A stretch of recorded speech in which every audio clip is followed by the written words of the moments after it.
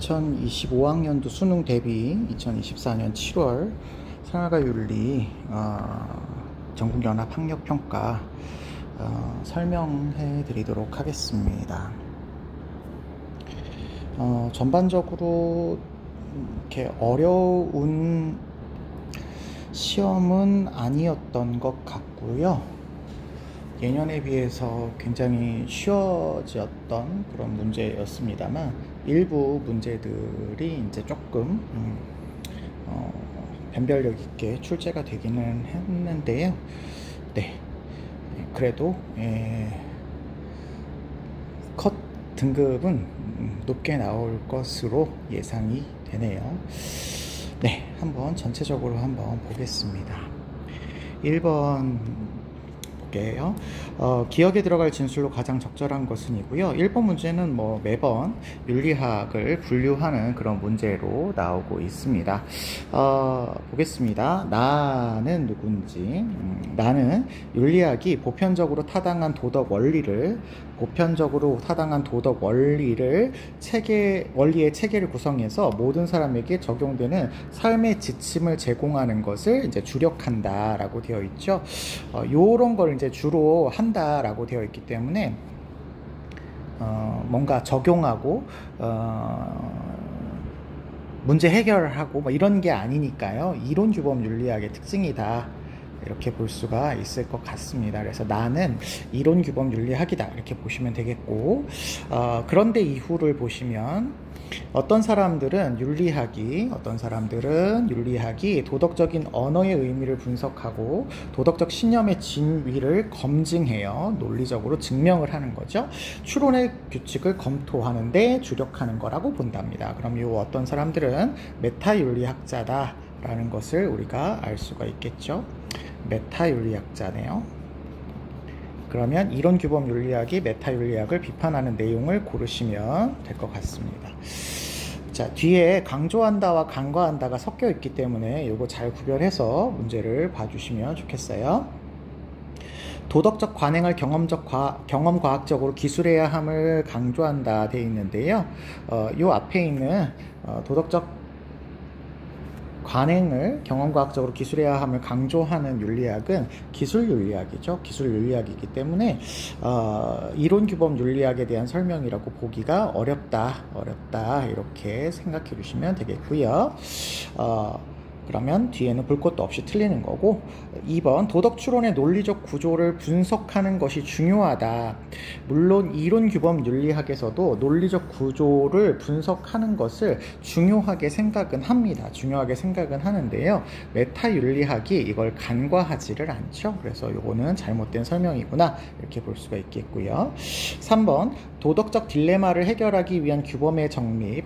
자, 앞에 부분에 도덕적 딜레마를 해결해야 된다라고 하는 부분은 실천규범 윤리학의 특징인데요. 요거를 위한이라고 되어 있고, 요걸 이제 목적으로 하고, 규범의 정립, 요걸 강조하는 거기 때문에 규범의 정립을 강조하는 거니까 요게 이론 규범 윤리학의 특징이다라는 말을 우리가 해볼 수가 있을 것 같아요. 그래서 요거 맞는 표현이고요.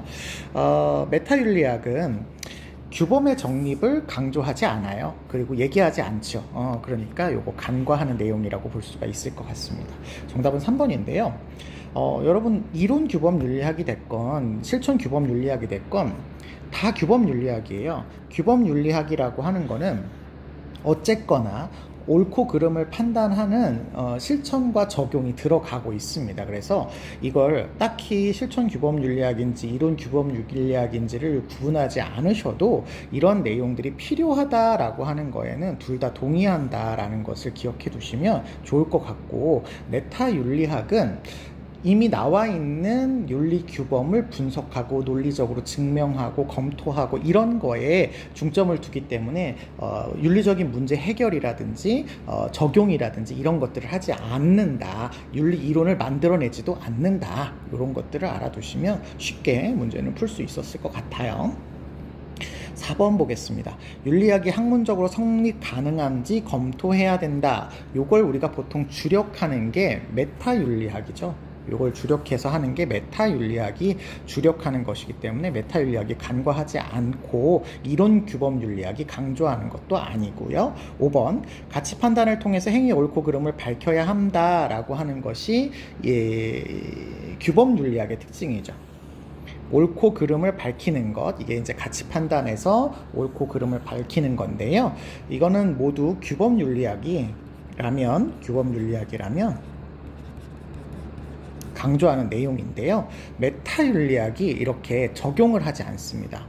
무엇이 옳다, 무엇이 그르다 이런 판단을 내리는 것이 아니라 이미 나와 있는 도덕 규범을 분석하고 논리적으로 증명하는 것을 강조하고 있기 때문에 메타윤리학이 강조한다라는 설명이 틀렸네요. 그래서 정답은 3번으로 찾아줄 수 있겠습니다.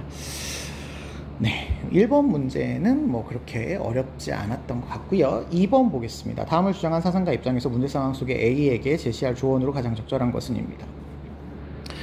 도덕 법칙은 모든 유한한 이성적 존재자에게 도덕 법칙을 얘기하고 있고요. 모든 유한한 이성적 존재자라고 하는 거는 요거는 인간을 얘기하겠죠. 인간을 얘기하겠죠. 에게 의무의 법칙으로 당위의 법칙으로 또는 뭐 강요된 법칙으로 이 법칙에 대한 존경심, 이걸 존경해야 한다라는 것에 의해서 자신의 의무에 대한 외경에서 나에게 이런 의무가 있으니까 이걸 존경해야 돼라는 의무에서 행위를 규정하는 도덕적 강제, 뭐 강요나 강제나 비슷한 표현이죠. 이런 것이 이제 도덕의 법칙이다라고 이야기하고 계시대요.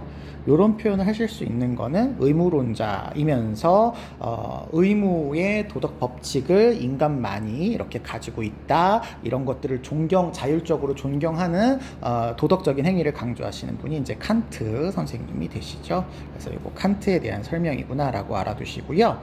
제가 수능 완성을 풀다 보니까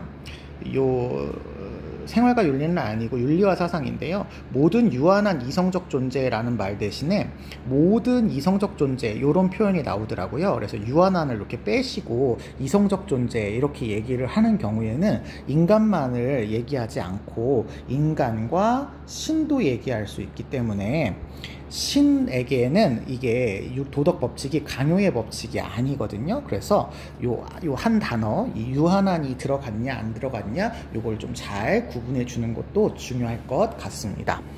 유한하다고 했기 때문에 요거는 신은 아니고 인간인 거예요. 인간인 거니까 이렇게 알아두시면 좋겠습니다.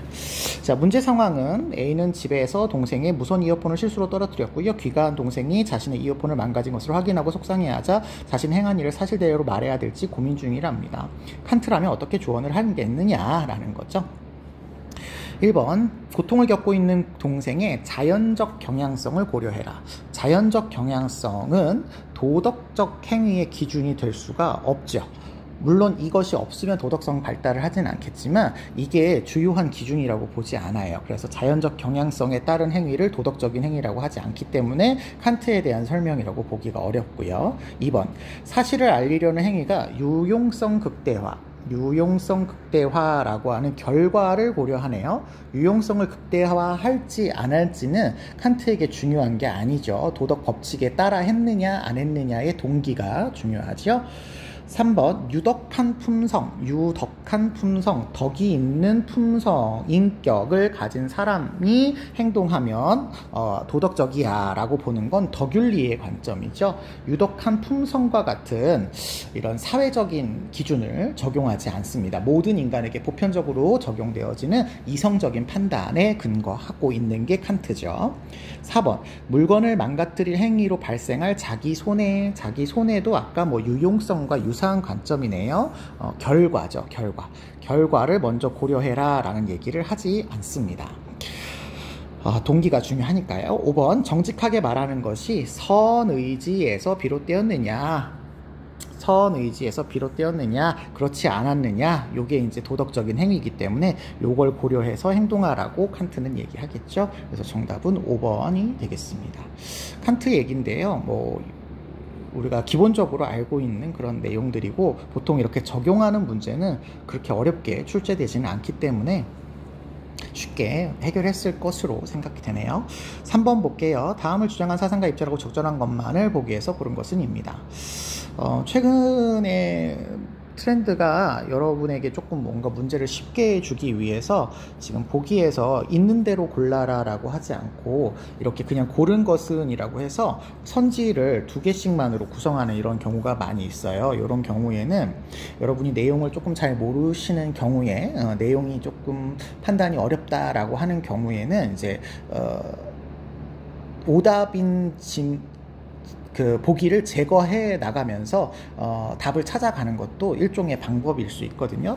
다 똑같이 이렇게 2개씩 되어 있기 때문에 우리가 있는 대로 골라라 라고 하는 것보다는 조금 쉬운 그런 문제로 나오게 됩니다. 그래서 이런 것들이 나오시면 여러분들 하나의 문제를 푸는 방법으로서 안 되는 보기를 제거하는 방법을 쓰는 것도 좋겠다라고 볼 수 있겠네요. 자, 보겠습니다. 제시문 담론 얘기가 나오네요. 담론은 생윤에서 한 사람밖에 거의 출제가 되지 않죠. 담론 참여자들이 합의를 지향해요. 합의하는 겁니다. 담론이라고 하는 의사소통을 통해서, 의사소통 과정을 통해서 합의를 하는 거예요. 합의를 해가지고 그들의 계획을 조정하는 상호작용을 의사소통이라고 부른답니다. 네, 여기 의사소통이 나와 있네요. 의사소통을 하는데 여기 상호작용을 해야 됩니다. 물론 여기 참여자들은 모든 참여자예요. 모든 사람들입니다. 그래서 모든 참여자의 동의를 요구하고 있습니다. 여기서 합의라고 하는 게 모든 참여자의 동의다, 이렇게 기억해 두시면 되겠습니다. 이를 통해 도달한 합의는 타당성 주장에 대한 상호 인정에 따라 평가가 됩니다. 모두 동의한 거니까 이 타당성이 있다라고 볼 수 있다라는 거죠. 담론 과정에서 참여자들의 의견을 주고받으면서, 의견을 주고받아 이게 이제 의사소통 과정인 거고요. 개별 상황에 따른 정당성 및 진실성에 관한 주장을 제기할 수 있어요.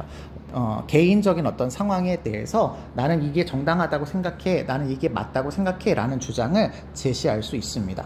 하지만 그렇다라고 해서 갈등만 하는 게 아니라 이런 이해관계를 설득하고 이해시키고 이런 노력을 통해서 모두가 합의할 수 있는 상황이 도출될 수 있다라고 보는 하버마스 선생님의 견해죠. 하버마스 선생님의 견해고, 이러한 합의는 언제든지 모든 사람들의 동의에 따라서 다시 바뀔 수도 있는 그런 가능성을 지녀서 칸트가 가지고 있는 형식적이고 법칙적인 도덕 법칙에 대한 어떤 문제점을 하버마스가 해소하려고 했던 주장이 바로 담론윤리가 되겠습니다. 기억보죠. 담론 참여자 모두가 승인할 때, 자, 여기 모두가 중요하죠. 다수가 아니고 모두입니다. 네, 모두가 승인할 때 그 규범의 타당성이 확보가 된다라고 제가 아까 서두에 말씀드렸습니다. 니은 담론 참여자들은 담론을 통해 이해관계를 조정할 수가 있어요. 그렇죠? 개별 상황에 대한 이렇게 자신의 주장을 얘기할 수 있지만, 얘기해요. 그렇지만 그렇다고 해서 갈등만 하는 게 아니라 서로 합리적으로 대화하고 소통하고 이런 관계를 통해서 서로 이해를 하게 되고, 그래서 하나의 타당한 규범을 확보할 수 있다라고 보는 것이 하버마스의 견해죠. 그래서 이게 맞는 표현이 되겠고요. 디귿. 담론의 주제로 오류 가능성이 있는 주장을 채택하면 안 된다. 이게 인간이라는 존재가 오류 가능성이 있는지 없는지가 명료하지가 않아요. 개인이 봤을 때는 그게 정당하거나 그게 진실할 수 있거든요. 그렇기 때문에 사전에 오류 가능성이 있는 주장이라고 해서 무조건 배척해야 된다라고 보지 않습니다. 오류 가능성이 있는 주장을 얘기했을 때 서로 담론을 하는 과정에서 오류가 있으니까 이거보다는 더 나은 견해를 선택해야 된다라고 찾아가면 되는 거기 때문에 아예 처음부터 이렇게 제한을 두면 안 되는 거죠. 안 되는 건데, 다만 내가 이게 거짓이야, 이렇게 얘기하면 안 돼 라는 걸 알고 있으면서도 진실하지 못한 태도로 오류 가능성 있는 주장을 막 주장하면 안 되겠죠. 요런 거는 조금 구분을 해주시면 되겠습니다. 리을, 담론 참여자들은 항상 사실만을 말하려고 할 필요는 없다. 금방 제가 말씀드렸다시피 진실성을 토대로 얘기를 하셔야 돼요. 담론이 이상적으로 이루어지기 위한 조건 중에서 참되고 진실하며 이해 가능한 말,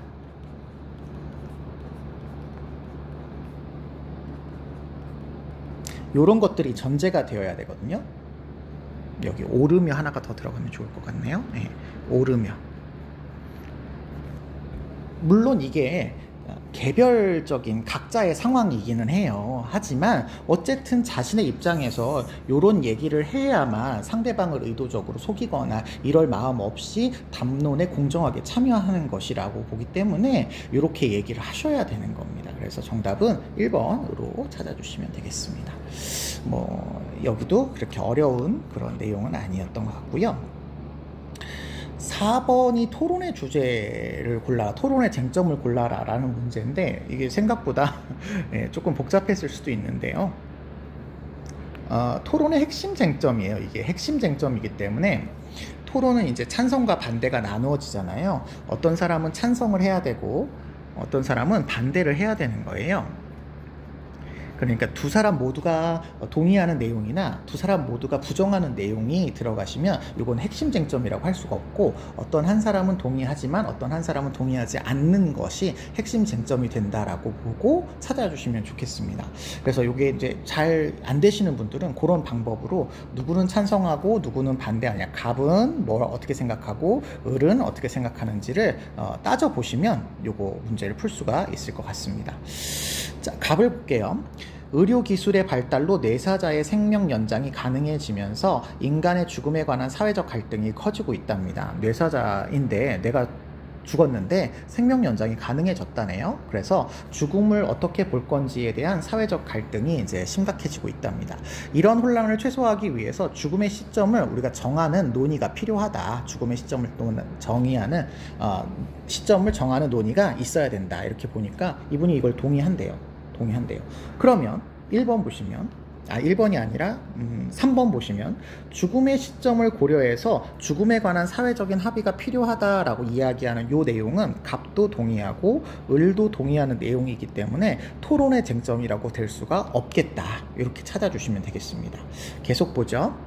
심장과 폐, 죽음은 심폐의 정지를 거쳐서 모든 활동이 멈추는 과정이거든요. 이 과정입니다. 쭉 심폐정지를 거치는 과정이에요. 이를 고려해서 심장과 폐가 비가역적으로 정지된 것만 죽음으로 인정해야 된다라고 을은 이야기하시고 있습니다. 그랬더니 갑의 인간다움은 뇌의 활동에 기인하고 있기 때문에 뇌의 정지가 곧 죽음을 의미한다. 이렇게 얘기하네요. 을의 경우는 이제 심폐사를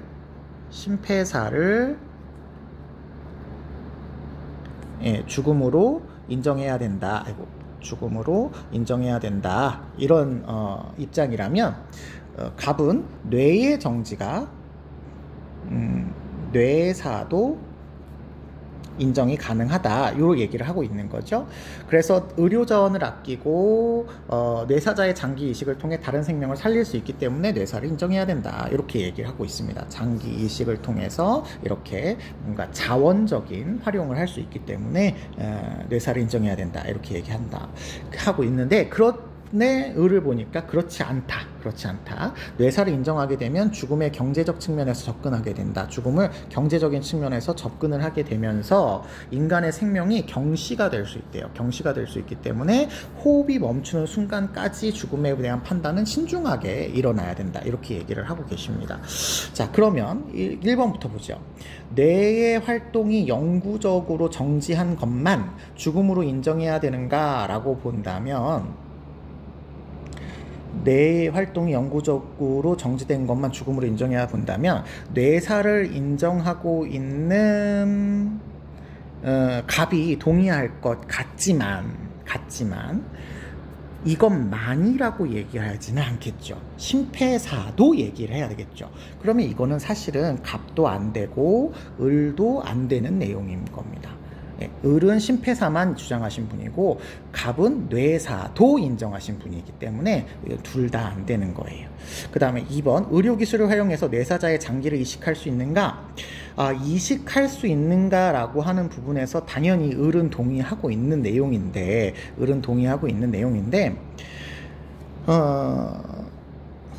을이 그쵸? 아니, 갑이 동의하는 내용이죠. 예, 갑이 동의하는 내용인데, 미안합니다. 갑이 동의하는 내용인데, 을의 경우는 뇌사자를 인정해서 어쨌든 죽음을 경제적인 측면에서 접근하게 될 수 있기 때문에 인간 생명이 경시된다, 이런 얘기를 한다는 거니까 이분도 장기를 이식할 수 있다라고 하는 거에는 동의를 하고 있죠. 근데 그게 이제 생명 경시라고 하는 윤리적인 문제를 일으킨다라고 하는 얘기를 하고 있는 것일 뿐인 거죠. 그래서 이것도 쟁점이라고 얘기하기는 조금 어려울 것 같다, 이렇게 볼 수 있을 것 같고요. 4번 보시면 심폐사를 인정해서 의료자원 비효율적 사용을 줄여야 되는가라고 했는데, 이거는 아예 말이 안 되는 거죠. 갑의 입장에서도 뇌사를 인정을 해가지고 의료자원을 비효율적으로 사용되는 걸 줄여야 된다, 이렇게 얘기하셔야 되는데, 이거 이 사람이 동의할 내용이 아니고, 당연히 을의 입장에서도 이걸 효율적인 어떤 자원으로 이용하는 것을 반대하고 계시기 때문에 심폐사로 인해서 그런 어떤 효율적인 자원 이용을 해야 된다는 말에 동의하지 않을 것 같습니다. 5번을 보시면 인간의 죽음이 사회적인 효용을 적용해서 판단하는 것이 정당하냐라고 물어본다면 뇌사를 인정하는 사람은 정당하다라고 할 테고, 심폐사만 강조하시는 분은 정당하지 않다, 인간의 생명이 경시될 수 있다, 이렇게 인정을 하기 때문에 이게 이제 토론의 어떤 쟁점으로서 갈라지는 포인트가 될 수 있을 것 같습니다. 이거 전반적으로 읽어보시면 뇌사를 인정해야 되느냐 말아야 되느냐의 포인트인데, 이게 이제 선지로 구성이 되다 보니까 조금 이렇게 우리가 헷갈릴 수도 있겠지만, 이런 방식으로 우리가 풀어주시면 문제를 푸는 거에는 어려움이 없지 않을까 싶어요. 조금 혼란은 될 수 있겠지만, 네, 뭐 내용을 물어보는 게 아니고 뭐 아는 지식을 물어보는 게 아니니까요. 이런 문제들은 자꾸 풀어보시면서 토론의 핵심 쟁점을 골라라 라고 하는 것들은 기출문제를 좀 자주 풀어보시는 게 도움이 될 것 같습니다. 네, 5번 볼게요. 5번 보겠습니다. 강연자가 지지할 입장으로 적절하지 않은 것은 입니다. 사랑은 수동적인 감정이 아니라 활동입니다. 사랑은 주는 것이지 받는 것이 아니에요. 주는 것입니다. 사랑은 능동적인 성격이에요. 그런데 시장형 성격의 사람은 아이고 얘가 왜 이러나, 시장형 성격의 사람은 준다라는 행위를 오해하고 있답니다. 시장형 성격은 그러니까 좋은 어떤 사랑의 성격은 아니라는 얘기겠죠. 그들은 자신이 받는 사랑과 교환의 의미로 사랑을 준다, 그러니까 교환이라고 하는 건 진정한 사랑의 의미가 아니다를 이야기하고 싶은 거죠. 그래서 능동적인 성격은 생산적인 사람들을 이야기하고, 이 생산적인 사람들은 얘가 동그라미가 잘 안 그려지네요. 생산적인 사람들은 준다라는 행위 자체, 그러니까 주는 행위 자체에서 생명력을 경험하며 사랑을 받는 것보다 주는 것을 더 즐거워한다, 이렇게 얘기를 하고 계시기 때문에 받으려고 생각하지 않는 거죠. 그래서 교환의 의미라고 보지 않는다라는 거죠. 그래서 진정한 사랑을 하는 사람들에게 있어서 사랑은 자신의 생명, 즉 기쁨, 관심, 이해, 이런 것들을 자신 속에 살아있는 것을 주는 것을 진정한 사랑이라고 보아야 된다, 이렇게 얘기하고 계세요. 이렇게 얘기할 수 있는 학자는 우리 에리 프롬 선생님밖에 없으시죠. 에리 프롬 선생님밖에 없으십니다. 그래서 프롬에 대한 입장을 고르시라는 문제예요. 우리가 성과 사랑에 대해서 보통 두 문제 정도의 꼭지가 출제될 수 있는데, 하나는 이제 관계, 성과 사랑의 관계를 물어보는 보수주의, 중도주의, 자유주의를 비교하는 문제 혹은 이렇게 학자, 사랑과 성에 관련된 학자를 물어보는데 그 중에서도 에리 프롬 선생님의 출제 빈도수가 제일 높으니까 에리 프롬은 조금 머릿속에 넣어주는 게 좋겠습니다. 제시문에도 물론 많은 설명이 나오겠지만 제시문의 설명에 의존하기보다는 여러분이 그래도 머릿속에 넣어두시는 게 문제를 푸는 데 있어서 도움이 좀 많이 될 것 같아요. 1번, 진정한 사랑은 생산적 성격 의 사랑이지 수동적 성격이 아니다 라고 위에서 얘기하고 있죠. 생산적인 성격이다. 여기 생산적 사람들이다 이렇게 되어 있죠. 네, 발달할 때 가능하고요. 그 다음에 2번, 진정한 사랑은 사랑을 주는 사람의 생동감을 고양해야 된다. 주는 사람의 생동감, 생명력을 경험하는 이런 사랑이 좋은 사람이야. 이렇게 얘기할 수 있겠네요. 네, 이것도 맞는 표현이고요. 3번, 진정한 사랑은 자신이 받은 만큼 상대에게 베푸는 것이다. 받은 만큼만 상대에게 베푸는 것이라고 하는 건 상호 교환을 의미하죠. 교환적인 의미입니다. 교환적인 어떤 사랑은 시장형 의 사랑을 표현하는 것으로 에리 프롬은 진정한 의미의 사랑이라고 얘기하지 않겠죠. 않겠죠. 그래서 이건 틀린 답이고요. 그 다음에 4번, 진정한 사랑은 자신의 활동성을 상대방에게 표현하는 거예요. 그렇죠. 자신의 생명력이나 활동을 살아있는 것을 상대방에게 주는, 표현하는 행위이다. 이렇게 얘기하고 있으십니다. 맞죠? 진정한 사람은 고립감에서 벗어나 상대방과 교류하는 거예요. 맞아요. 요거는 사랑의 기본적인 성격인 거죠. 자신 혼자 있는 게 아니라 사랑은 상대방과 이루어지는 행위이기 때문에 이렇게 진정한 교류를 이루어지는 사랑으로 이야기하고 있으십니다. 그래서 정답은 3번이라고 볼 수가 있겠습니다. 넘어갈게요. 6번 보시죠. 갑을 사상가들의 입장으로 적절하지 않은 것은 입니다. 보시면 이는 사람의 마음이에요. 이는 사람의 마음이고 의는 사람의 길이랍니다. 인과 의 이런 것들을 강조하고 계시는구나 이렇게 알 수 있으실 것 같습니다. 그 길을 버리고 따르지 않으며 그 마음을 놓아버리고 찾지 않으니 이게 슬픈 일이래요. 인과 의라고 하는 마음을 놓아버리고 찾지 않아서 이게 슬프다.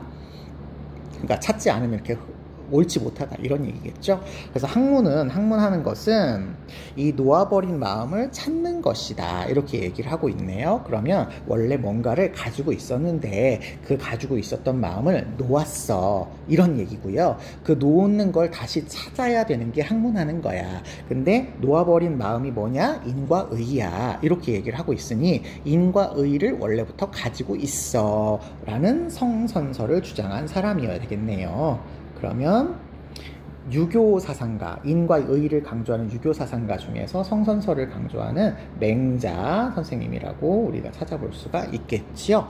그러면 여러분 우리가 수업 시간에 요 놓아버린 마음을 찾는 거를 맹자의 수양 방법으로서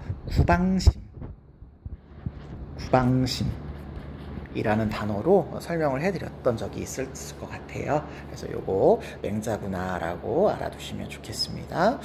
을을 볼게요. 학문을 하면 날로 지식이 늘어나게 되는데 이 지식이 늘어나는 게 도를 닦으면 지식이 줄어들어요. 그러면 도가 좋은 건데 이 도를 닦아서 지식을 줄어들게 만드는 게 좋은 거지 지식이 늘어나는 것은 좋지 않은 거구나를 얘기하는 겁니다. 지식이 줄고 또 줄어서 아예 없어 무위하게 되면 하지 않는 일이 없게 돼. 뭐든지 잘할 수 있게 돼. 그러니까 지식을 많이 늘리는 것은 좋지 않은 일이야 라고 보는 요거는 노자 선생님의 표현이 되겠죠. 네, 노자는 장자와 이렇게 많이 구별하지 않으셔도 괜찮아요. 도가다 이렇게 파악하셔도 크게 문제는 없을 것 같습니다. 1번 볼게요. 맹자는 하늘이 부여한 인의라고 하는 본성이 있대요. 그쵸? 유교에서 하늘은 천이라고 하는 걸로 표현하고요. 하늘이 부여했다라는 건 천명이죠. 천명. 인간이 태어날 때 도덕성이라고 하는 거를 천명으로 가지고 태어나죠. 그래서 사람을 사람답게 하고 있습니다. 그래서 인의라는 도덕성을 지니지 않는 것, 행위를 하지 않는 것은 인간다운 인간이 아니다 라고 맹자 선생님은 얘기를 하고 있으십니다. 그래서 1번이 맞는 거예요. 그 다음에 2번, 인간의 욕구 중에서 본성의 발현을 가로막는 욕구는 극복해야 된다. 모든 욕구를 극복해야 되는 건 아니지만 이렇게 본성의 발현을 가로막는 욕구, 보통 우리가 사욕이라고 하죠. 사욕을 극복해야 된다. 이런 표현은 유교에서 당연히 할 수 있는 표현이게 되겠네요. 그래서 이거 맞는 표현이라고 보시면 되겠고요.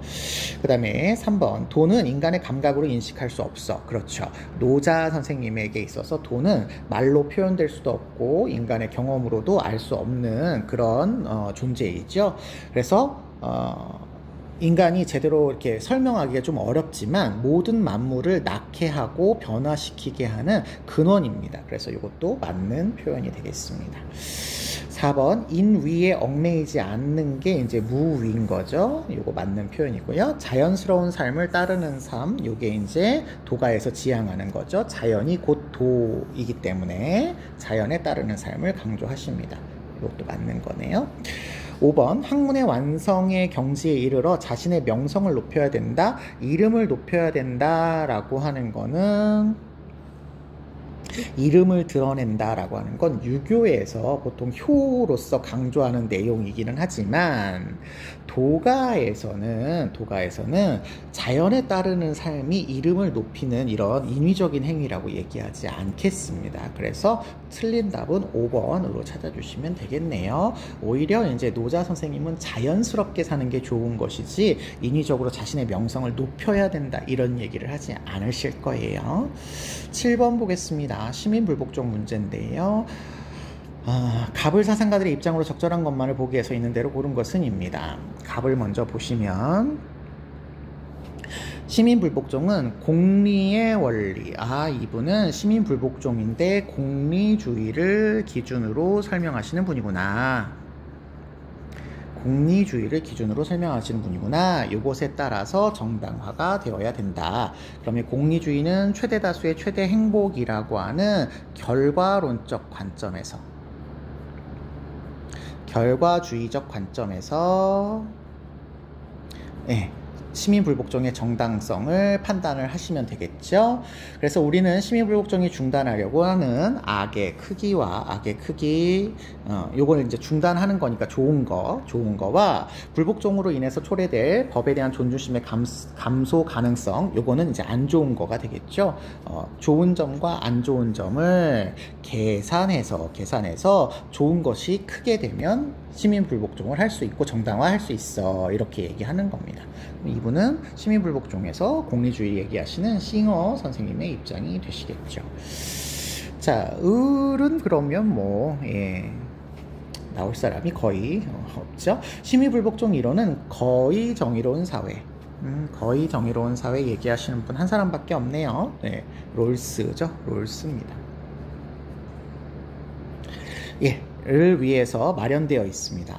그렇다는 얘기는 거의 정의로운 사회에서만 가능한 행위이고, 고통받는 사회나 무법국가나 이런 데에서는 시민불복종이 일어날 수 없습니다. 그리고 완전히 정의로운 사회에서도 시민불복종이 일어날 수 없어요. 그래서 거의 정의로운 사회만 시민불복종이 가능하다라고 하는 것 기억해 두시면 좋겠습니다. 이 사회는 대체로 질서정연합니다. 그래서 정의에 대한 다소 심각하고 현저한 위반이 일어날 수 있기 때문에 시민불복종이라고 하는 제도가 필요하다라고 보고 계시는 거죠. 시민불복종 문제가 어렵기 때문에 이렇게 보기를 3개 주는 조금 쉬운 어떤 문항으로 출제를 하셨네요. 자, 기억 보겠습니다. 싱어는 시민불복종은 법 자체의 권위에 저항하는 행위냐, 자, 이런 표현들 조금 어려워할 수 있는데, 법 자체의 권위에 저항하는 거냐, 이거는 민주주의의 존중심하고도 관련이 있죠.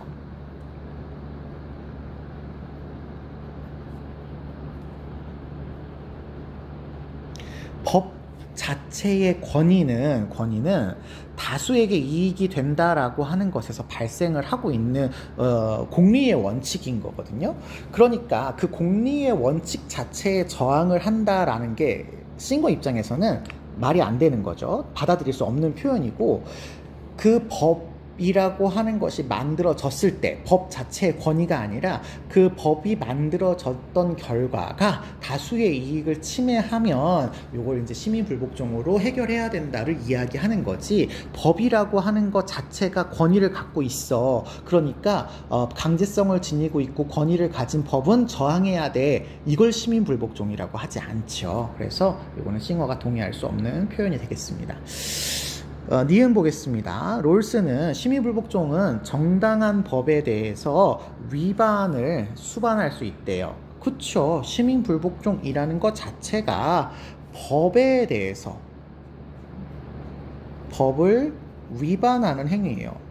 그런데 지금 사회가 무슨 사회냐면 거의 정의로운 사회란 말이죠. 거의 정의로운 사회에서는 당연히 이게 어떤 정당한 체제를 통해서 법이나 제도나 정책이 마련될 수 있어요. 근데 그 마련된 정책이나 법이나 이런 아이들이 다소 심각하게 문제를 일으킬 수 있다라고 보기 때문에 그 다소 심각하게 발생되어지는 일어난 법이나 제도나 정책을 개선하는 그런 방법으로서 시민불복종이 이용되는 거죠. 그러니까 이거는 맞는 표현이 되겠습니다.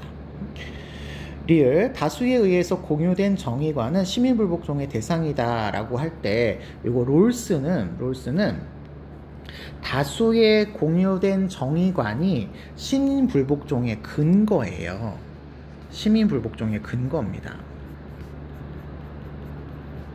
시민불복종을 해야 하는 이유예요. 해야 하는 이유. 그런데 이 해야 하는 이유 자체를 부정하면 그러면 해야 될 이유가 없어지잖아요. 그래서 롤스는 이런 얘기를 할 수가 없어요. 이런 얘기를 할 수 없습니다.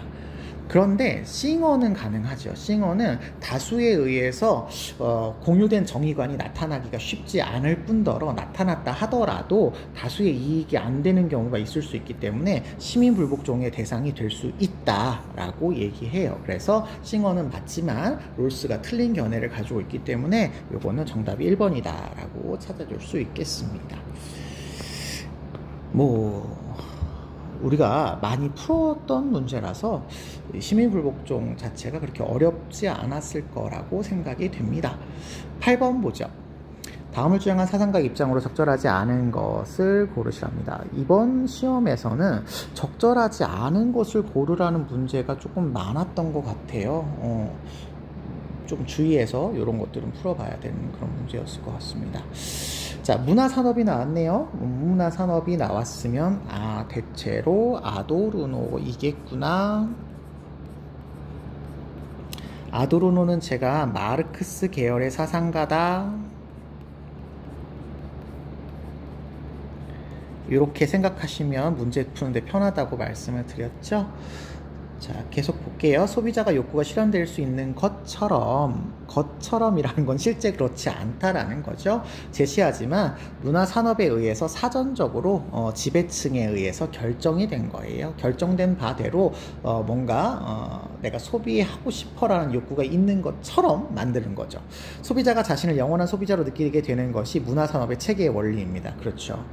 단순한 소비자, 소비만 하는 사람으로서 만들어버리는 어떤 체계의 원리로서 문화산업이 작동하고 있습니다. 문화산업은 그 위치가 확고해질수록 소비자의 욕구를 더 능란하게 다루게 된답니다.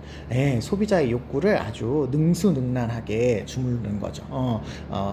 소비자 너네들은 피지배 계급인 너네들은 이걸 소비해야만 돼 라고 욕구를 아주 뭐랄까요 자연스럽게 욕구하게 만들게 되죠.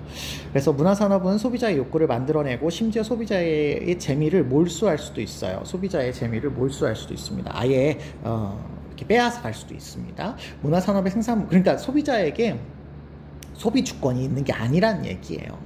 생산물은 소비자를 휴식시간에도 잡아놓는 거대한 경제체제의 일부입니다. 휴식시간, 여가시간에도 소비하고 싶게 만드는 어떤 체제의 일부로서 작용하고 있다.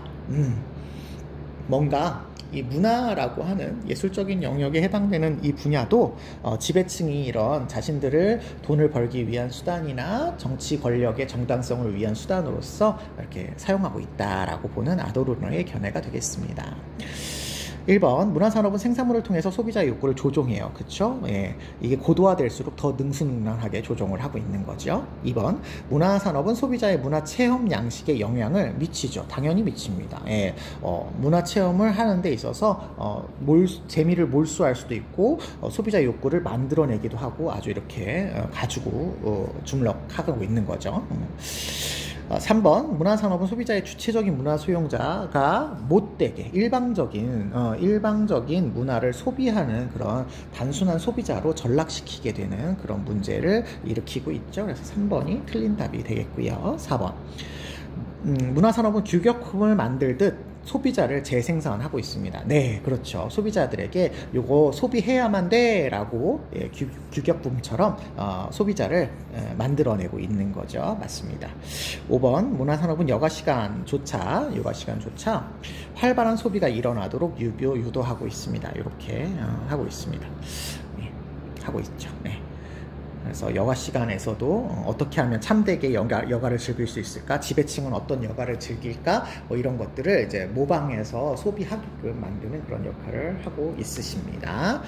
그래서 정답은 3번이 되겠습니다. 우리 마르크스 계열의 사상가다라고 생각을 하시고 그 사회문화 시간에 나오는 갈등론적인 사회계급 관계를 기억하시면 문제를 굉장히 쉽게 풀어갈 수 있을 것 같습니다. 9번 보시죠. 갑을의 입장으로 적절한 것만을 보기 위해서 있는 대로 보는 것은 입니다. 갑을 보시니까요. 배아는 인간 생명체로 성장할 가능성이 있어요. 인간 생명체로 성장할 가능성이 있습니다. 가능성이 배제되지는 않습니다. 배아가 곧 인간은 아니래요. 그러니까 배아는 똑같이 인간과 같은 지위를 갖지는 않을 것 같네요. 배아는 단순한 세포 덩어리랍니다. 아이고, 여기는 조금 더 극단적으로 단순한 세포 덩어리라고 얘기하고 있고 성인과 같은 도덕적 지위를 갖지 못한다라고 얘기하고 있어서 배아 복제를 허용해야 된다라고 하는 관점을 가지시고 있으십니다. 이에 비해서 을을 보시니까 배아는 인간 생명의 초기 단계예요. 이게 단계별로 이루어지고 있대요. 그런데 이걸 초기 단계로 배아를 보고 있다라는 거고요. 인간의 발달 과정은 선명한 경계선이 없어요. 이게 여기까지는 배아고 여기까지는 인간이고 이렇게 선명한 경계선이 없어서 연속적인 과정이기 때문에 그냥 배아도 일반 성인들과 동등한 도덕적인 지위를 가진 존재로서 파악해줘야 된다라고 보고 있으십니다. 예. 따라서 배아 복제는 금지되어야 된다. 배아 복제는 금지되어야 된다라고 보고 있는 배아 복제에 관련된 문제네요. 자, 기억 보죠. 배아는 인간이 될 잠재성을 지녔다. 위에서도 그냥 나와 있죠. 인간으로 성장할 가능성을 지녔다. 이렇게 나와 있네요. 그러면 이거 맞는 얘기고요. 을을 보시면 인간과 유전적으로 같은 배아의 활용을 여기 배아 복제를 금지하고 있다고 돼 있죠. 권장하시면 안 되겠네요. 디귿, 인간의 발달 단계에 따라 도덕적 지위가 달라지지 않죠. 왜냐하면 이게 경계선이 없기 때문에 연속적인 과정이기 때문에 동등한 지위를 지니고 있어야지 지위가 달라지지 않죠. 달라지지 않습니다. 그래서 이것도 틀린 거네요. 리을 볼게요. 배아 복제는 배아를 수단으로 다루는 행위다. 지금 을의 경우는 배아 복제를 금지하고 있는 것이 수단으로 다루기 때문인 거라는 얘기를 하고 있으니까 당연히 을은 맞는데 갑의 입장에서도 어쨌든 세포 덩어리인 배아를 도덕적 지위를 갖지 못하기 때문에 배아 복제로 허용해야 된다 이런 입장이니까 당연히 수단으로 대우하고 있는 거죠. 그래서 갑을 모두가 수단으로 대우하고 있다 이렇게 보고 있습니다. 다만 갑의 입장에서는 인간과 동등한 지위를 가지고 있지 않기 때문에 배아 복제를 허용하는 것이고 을은 인간과 같은 존재이기 때문에 권리를 지니기 때문에 배아 복제를 반대하는 입장인 거죠. 예, 그래서 똑같이 수단으로 보는 건 맞는 겁니다. 네, 그러면 정답은 기억과 리을이 있는 2번으로 부르시면 되겠습니다. 10번 보실게요. 가불병사 상가들의 입장을 나의 그룹은 상고하고자 할 때 A에서 D에 들어갈 적절한 질문만을 보기에서 고른 것은 입니다. 여기도 또 고른 것은이네요. 어려운 문제인데 요거를 이렇게 그냥 골라라 라고 되어 있어서 조금 난이도를 조정한 것 같습니다. 자, 갑을 볼게요. 사회계약은 계약 얘기를 하고 계시네요. 사회계약. 계약자들의 생명 보존을 목적으로 한다. 이건 뭐 사회계약자들이라면 모두 다 얘기하는 내용이죠. 남을 희생하고 자신의 목숨을 보존하기를 원하는 사람은 마찬가지로 남을 위해서 자기 목숨을 내놓을 것을 생각해야 된다. 요 얘기는 우리 많이 보셨던 루소 선생님의 이야기죠. 예, 그래서 루소는 사형 제도를 두어서 다른 사람의 생명을 함부로 훼손하지 못하게 해야 된다. 이렇게 얘기하시는 분입니다. 자, 을을 보실게요. 형벌은 범법 행위를 억제하기 위해 충분한 정도의 가혹성만을 갖춰야 된다. 자, 그러면 여러분, 자, 요 문장에서 범법 행위 억제가 이분은 이제 목적인 거예요. 범법행위 억제가. 그러면 이분은 예방주의를 따르고 있다라는 것을 우리가 생각해 볼 수가 있겠죠. 예방주의를 따르고 있구나 라는 거 생각할 수 있겠고, 충분한 정도의 가혹성만을 지녀야 된다라고 했으니까 가혹하긴 가혹해요. 고통이 있습니다만 그 고통이 너무 크면 안 된다, 이런 얘기를 하고 있는 거죠. 고통의 증대가 너무 많이 발생을 하게 되면 오히려 문제가 된다, 이렇게 보고 있는 겁니다. 예, 그래서 적당한 정도로만 형벌을 집행해야 된다를 이야기하시고 계시네요. 자, 종신노역형 얘기하십니다. 종신노역형 얘기하시는 우리 사상가는 한 분밖에 없으시죠. 베카리아입니다. 베카리아 선생님이시고요. 보다입니다. 비교급이에요. 보다 범죄 의도를 제지하는 데 필요한 엄격함을 더 많이 가지고 있어요. 여기도 더라고 해서 비교급으로 얘기하고 있습니다. 그러니까 사형도 효과가 있기는 하지만 종신노역형의 효과가 더 뛰어나기 때문에 굳이 사형이라는 제도를 쓸 필요가 없어를 이야기하고 계시는 베카리아다 라고 보시면 되겠습니다. 병을 보실게요. 살인을 한 사람에게 법정으로 집행되는 사형 외에 범죄와 보복의 동등성은 없다. 범죄와 보복은 동등해야 된다. 그런데 살인을 한 사람에게 사형밖에 그 동등성을 주는 형벌이 없답니다. 그래서 오직 보복법만이 형벌의 양과 질을 명료하게 제시할 수 있어 라는 기준을 가지고 응보주의적인 관점에서 형벌의 집행을 이야기하고 계시는 분이니까 요거는 칸트 선생님이 되시겠네요. 자, 그러면은 마지막 분은 칸트시고 두 번째 분은 베카리아시고 첫 번째 분은 루소 선생님의 입장을 플로우 차트를 통해서 우리가 비교해 보아야 될 것 같습니다. 자, 기억 보죠. 사형 집행은 시민의 이익 증진에 기여할 수 있냐라고 물어보고 있습니다. 루소는 사형 집행을 통해서 타인의 생명을 함부로 훼손하지 못하게 하는 사회 이익 증진에 기여할 수 있다라고 보겠지요. 자, 베카리아 선생님은 사형 집행을 반대하지만 기여할 수 있겠느냐라고 하는 말에 살짝 조금 종신노역형에 비해서는 못하지만 기여할 수는 있을 수도 있겠다라고 보겠죠. 크지는 않지만 효과가 없는 건 아니니까 아주 조금의 이익 증진을 할 수는 있겠다, 이렇게 볼 수 있을 것 같습니다. 그 다음에 칸트도 마찬가지인데요. 칸트는 사형 집행의 근거가 시민의 이익 증진에 있지는 않아요. 하지만 사형을 집행한 결과가 시민의 이익 증진을 기여할 수도 있고 안 할 수도 있죠. 결과를 고려하지 않을 뿐 기여할 수 있겠느냐라고 물어본다면 할 수도 있을 겁니다. 하지만 기여하는지 안 하는지는 사형 집행의 정당성을 판단하는 기준이라고 얘기하지는 않을 거예요. 하지만 이 선지를 따져본다면 칸트까지 모두 동의할 선지가 되어야 되기 때문에 A에 들어갈 수가 없는 그런 내용이 되겠습니다. 자, B는 베카리아랑 칸트만 보시면 될 것 같아요.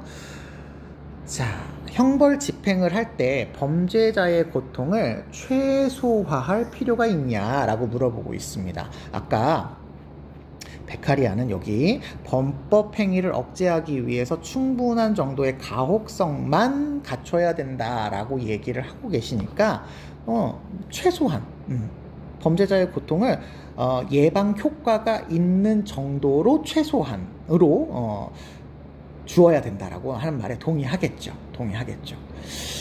네. 그런데 베카리아의 이 말을 이해하실 수 있으시겠죠? 효과가 있는 정도로 효과가 있는 정도로 최소화하는 거지 무조건 작게 주란 얘기가 아닙니다. 공리주의적 맥락이랑 똑같기 때문에 벤담 선생님도 이 말에는 동의할 거예요. 그런데 칸트는 범죄자의 고통을 고려해서 죄를 처벌해야 된다라는 얘기를 하지 않아요. 그냥 죄를 지었으면 그 죄에 상응하는 처벌을 하라고 하는 것이지 그 분의 범죄자의 고통이 많으냐 적으냐는 중요하지 않습니다. 그래서 최소화할 필요 없어요. 최소화할 수 있니 없니 이걸 아예 고려하지 않는 분이거든요. 그러니까 이거는 B에 들어갈 수 있는 표현이 되겠네요. 네, C는 베카리아만 보시면 되겠습니다. 형벌이 강력한 범죄 억제책이 되려면 되어야 되겠죠. 되려면 최고의 가학성을 갖춰야 되느냐? 아니에요. 아까 위에 계속 지금 똑같은 말을 하고 있는데 충분한 정도로 최소한으로 갖추는 겁니다.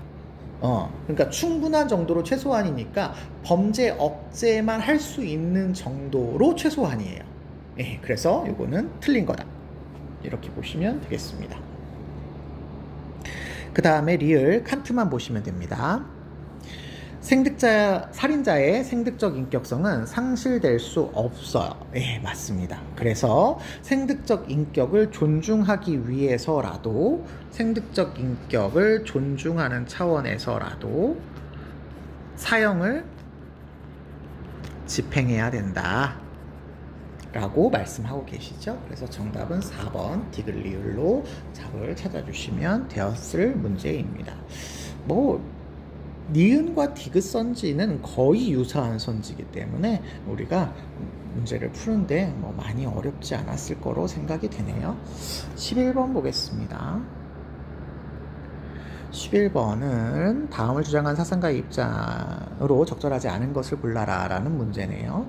수령 노릇을 잘하는 자는 반드시 자애로워야 되고요. 자애로워지는데 반드시 청렴해야 된답니다. 그러니까 수령은 자애롭고 청렴해야 되고요. 반드시 검략해야 된다. 그래서 전략하는 것이 수령이 으뜸가는 임무라고 표현하고 있으십니다.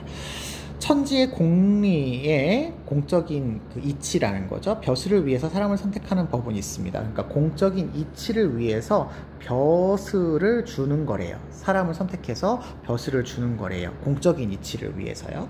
그런데 사람을 위해서 벼슬을 고르는 법은 없어요. 그 사람을 위해서 그 벼슬을 주진 않습니다. 이 사람이 어떤 상황이기 때문에 어쩔 수 없이 이 사람에게 줘야겠어 이렇게 얘기하지는 않는다는 거예요. 한 집안을 봉양하기 위해서 만백성을 다스리는 수령의 자리를 구하고자 하는 것은 옳지 않답니다.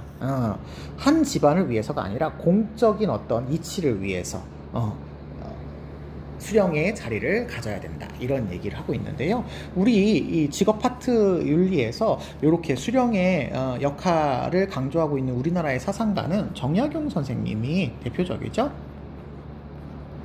정약용 선생님의 입장이다 라고 생각해 주시면 될 것 같습니다.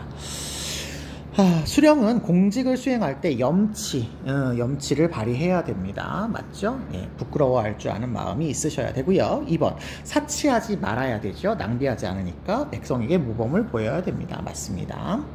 근데 이거를 이제 모범을 보이기 위해서 사치하지 않아야 된다라고 앞뒤가 바뀌면 또 이거는 또 잘못될 수 있어요. 형식적인 그런 내용이 되기 때문에 이건 잘못될 수 있습니다. 주의해 주세요. 3번, 수령을 관할하는 관청에 불필요한 지출이 없는지 살펴라. 그렇죠. 불필요한 지출이 없는지를 살펴서 불필요한 지출을 하지 않아야 되는 거죠. 정약용 선생님은 유학자이기도 하지만 유학 안에 있는 실학을 강조하시는 분이기 때문에 유용성을 강조해서 백성을 다스리는 데도 활용하라고 이야기하실 거예요. 4번 백성을 위한 수령의 통치는 애민을 기초로 실현될 수 있다. 그렇죠? 맹자 선생님의 민본주의의 개념을 애민 정신으로 표현을 하셔서 이렇게 말씀하고 계셔요. 맞습니다.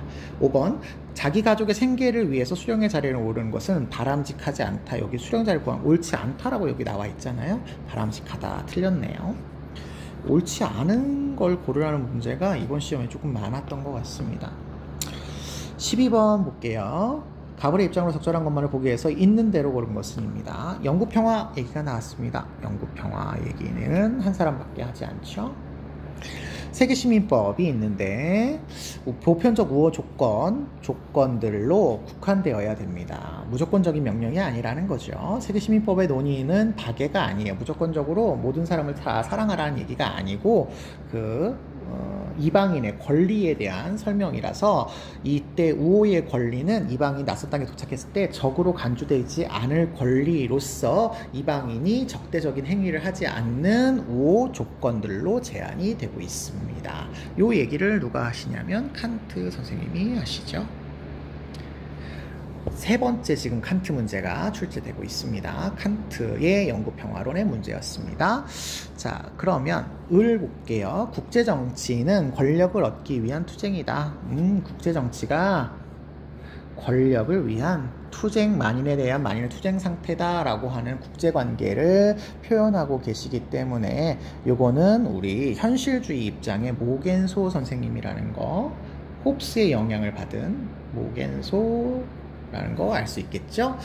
그래서 국제 정치의 궁극적인 목표는 각자 여러 개가 있을 수 있지만 권력을 획득하고자 하는 것, 국가의 이익이 되는 것, 요거 다른 표현으로 이렇게 국가의 생존, 국가의 이익 이렇게 해도 같은 표현으로 여러분 기억해 주세요.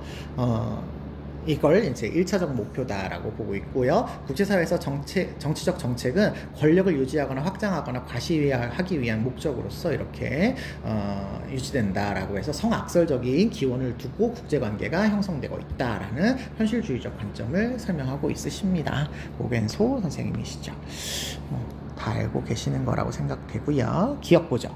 우호의 권리는 우호적으로 이방인을 대해야 하는 이방인에 대한 이 권리는 조건부적으로 보장받을 수 있는 권리다라고 아까 말씀드렸죠.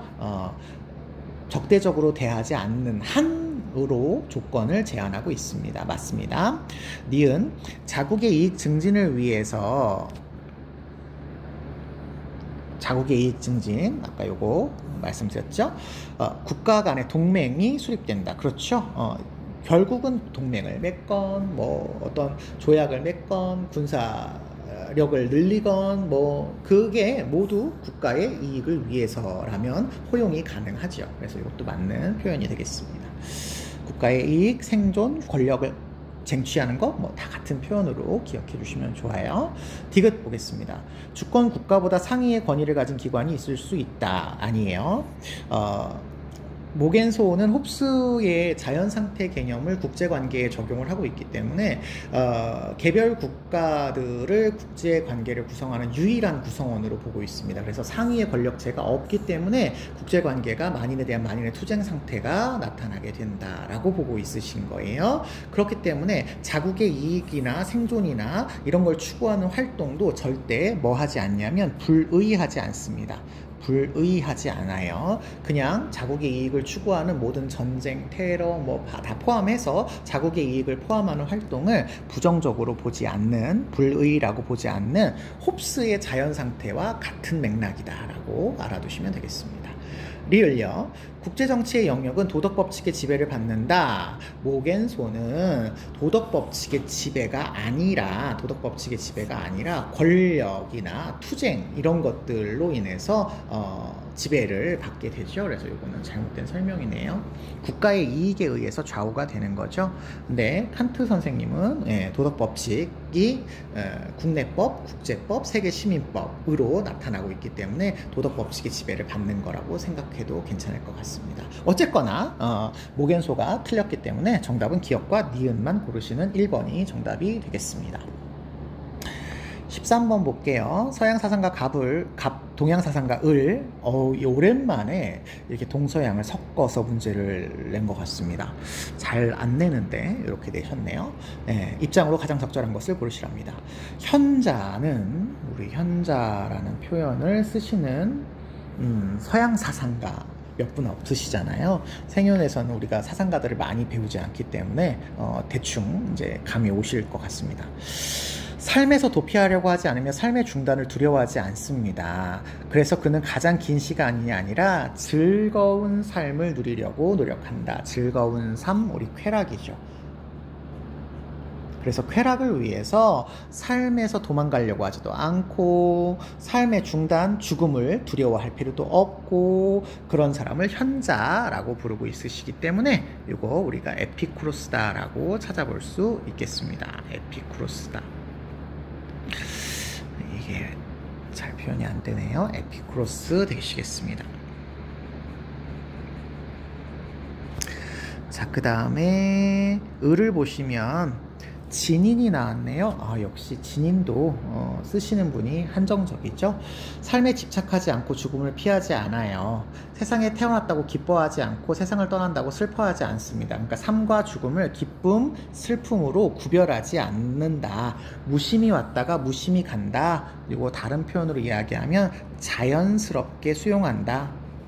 이런 얘기죠. 그래서 이거는 장자 선생님의 표현이 되시겠습니다. 네, 에피쿠로스와 장자는 자주 등장하고 있으시는 분들이기 때문에 여러분들 좀 잘 기억을 해 두셔야 되고 이런 문제 나오시면 맞춰야 됩니다. 자, 1번 볼게요. 에피쿠로스는 죽음은 영혼 육체에서 분리되는 물리적인 현상이다 라고 보는데 이 물리적인 현상에 조금 낚이시면 안 될 것 같아요.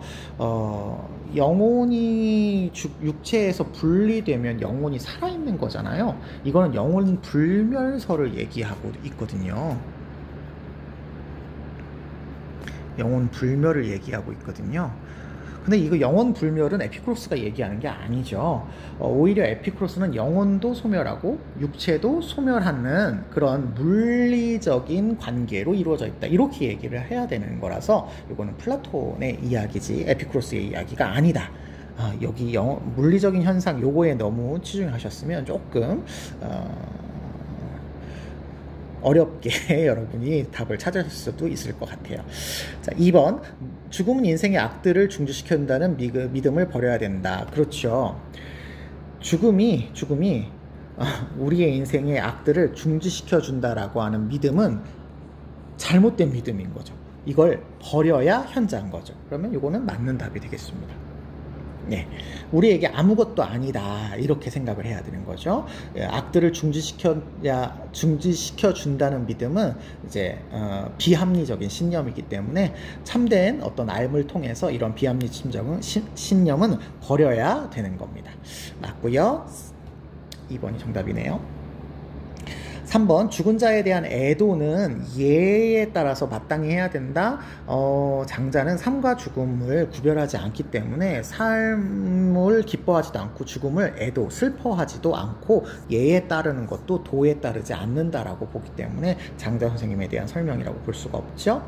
4번. 죽음은 자연의 순리를 따르는 거예요. 맞죠? 여기까지 괜찮습니다.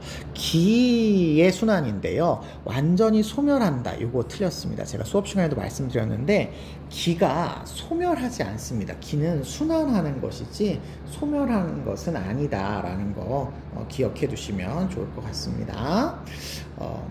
마찬가지로 에피쿠로스도 있잖아요. 원자 자체가 소멸하지는 않아요. 원자가 흩어지고 모이는 것이지 원자 자체가 없어지는 건 아닙니다. 다만 영혼과 육체가 소멸한다. 이렇게는 얘기할 수 있겠을 것 같아요. 5번. 죽음 자체는 이상적인 인간도 피할 수 없는 불행이다.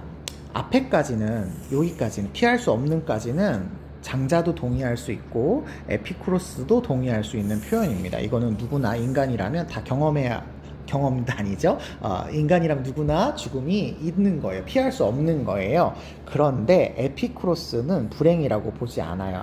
인간에게 영향을 미치지를 못해요. 경험되지 않기 때문에 경험될 수 없어서 아무것도 아니다라고 보셔야 되겠고, 장자 선생님도 이걸 불행이라고 보지 않습니다. 그냥 자연스러운 현상일 뿐이지 이거는 불행한 일이야 라고 부정적으로 바라보지 않아서 두 사람 모두가 동의할 수 없는 그런 내용이 되시겠습니다. 정답은 2번 되겠어요. 14번 보겠습니다. 다음은 어느 서양 사상가의 가상편지이고요. 기억에 들어갈 적절한 내용을 고르시랍니다. 선생님께 보내주신 편지는 잘 받았고요. 선생님이 이 선생님은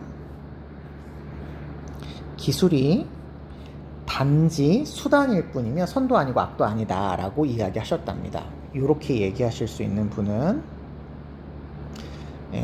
야스퍼스죠. 이 선생님은 야스퍼스 선생님이십니다. 그러면서 기술은 가치를 그 자체로는 중립적이다 라고 주장을 하고 계셔요. 하지만 저는 이분은 그렇게 생각하지 않습니다. 현대사회에서 기술은 자연에게 에너지를 내놓으라고 강요합니다. 여기는 강요라고 써있지만 우리 배우실 때 내놓으라고 닥달한다, 이런 표현도 같은 표현이다라는 거 기억해 두시고요. 기술은 자연을 몰아세워서 인간과 자연 그리고 이 양자의 관계를 근본적으로 변화시켜요. 기술이 인간과 자연의 관계를 근본적으로 바꾸는 역할을 하고 있답니다. 그래서 기술에 숨어있는 힘, 이 숨어있는 힘은 탈은폐의 힘이죠. 숨겨진 것을 내놓게 하는 탈은폐의 힘은 인간과 자연의 관계를 규정을 해요. 그래서 온 세상을 지배할 수 있게 됩니다. 그래서 우리가 기술을 중립적인 것으로만 고찰하게 되면, 가치 중립적인 것으로만 고찰하게 되면 우리는 무방비 상태로 기술에게 내맡겨져서 기술의 지배를 받을 수도 있어, 이렇게 얘기하시는 요 사상가는 하이데거죠. 하이데거 선생님이 되시겠습니다. 그러면 하이데거 선생님이 이제 야스퍼스 선생님을 비판하는 내용을 고르시면 되겠습니다. 자, 1번 기술은 인간과 무관하게 행포를 부릴 수 없어요. 이 말 야스퍼스가 동의하죠. 그런데 하이데거도 동의하죠. 무관하게 횡포를 부릴 수 없음이 아니죠. 무관하게 횡포를 부릴 수 있음이어야 되죠. 얘는 하이데거가 동의하지 않는 거고, 야스퍼스는 무관하게 횡포를 부릴 수 없다라는 말에 동의하니까 간과하지 않는 거죠. 말이 어렵게 되어 있어서 잘 기억해 주세요. 기술 자체는 인간과 자연의 관계를 규정하는 그런 방식으로서 횡포를 부릴 수가 있게 됩니다. 자연에게 에너지를 내놓으라고 닥달을 하고 있는 그런 횡포를 부리는 거 있죠.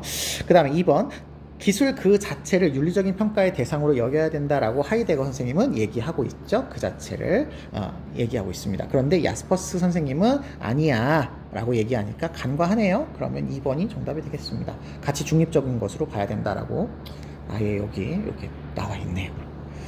3번 기술이 인간을 지배하는 속성을 지닐 수 없어? 아니에요. 여기 기술에 내맡겨진다 이렇게 되어 있죠. 무방비 상태로 지닐 수 없지 않습니다. 틀렸고요. 4번 기술을 활용하는 건 인간의 삶에 부정적인 영향을 줄 수 있어. 이거 하이데거 선생님이 얘기하죠. 그런데 여기 위에 표현은 되어 있지 않지만 야스퍼스 선생님도 활용 자체는 인간이 하는 거기 때문에 잘못 활용하면 인간의 삶에 기술이 부정적인 영향을 줄 수 있다라고 보고 있어요. 그래서 간과하지 않습니다. 5번 기술이 인간의 목적에 따라 유용한 수단이 될 수 있어?